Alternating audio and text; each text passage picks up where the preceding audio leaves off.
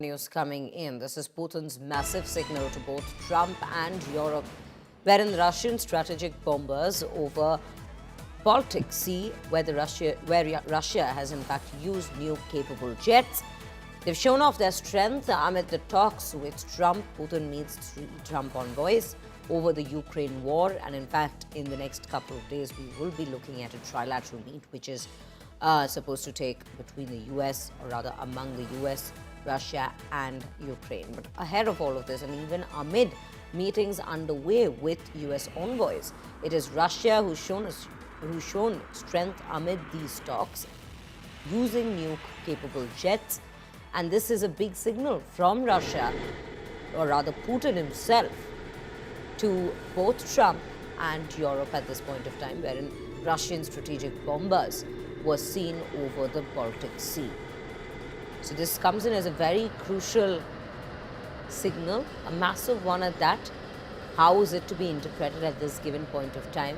Geopolitical landscape currently being extremely tense across pockets. If we are to look at several battlefields, unstabilized regions, but the Russia-Ukraine war is one that has continued for 4 years now almost, which is why peace is something that's being constantly spoken about and given a push to by the US President Donald Trump ever since he stepped into his second term of presidency. But amid all these talks and negotiations that are going on the sidelines for the US to intervene and bring about a deal between the two countries, between the two sides, we still see Russia sending the signal that this is still in his court. The ball seems to be still in his court. At least that seems to be the signal that's being sent by the Russian president here with this very move. We'll quickly listen in, however, to what the Ukrainian president had to say on this matter. Let's listen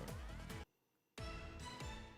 If Russian warships are sailing freely around Greenland, Ukraine can help. We have the expertise and weapons to ensure not one of those ships remains. They can sink near Greenland, just as they do near Crimea. No problem, we have the tools and we have people. For us, the sea is not the first line of defense, so we can take actions, and we know how to fight there if we were asked and if Ukraine were in NATO. But we are not. We would solve this problem with the Russian ships. So viewers, this is what we're tracking at this point of time in the bulletin. But yes, there has been a lot of developments as well when we talk about Russia-Ukraine war front, with the latest being with regards to a trilateral meeting that's being planned amid these countries, that is US, Russia and Ukraine. But whether that will end up bringing peace in this very region is a very big question, given that both Russia and Ukraine still stand tall on their demands, especially when it comes in association, or rather with regards to the NATO. So with that, this is a big signal that has come in from the president himself, from the Russian president himself, when we speak of these very bombers over the Baltic Sea.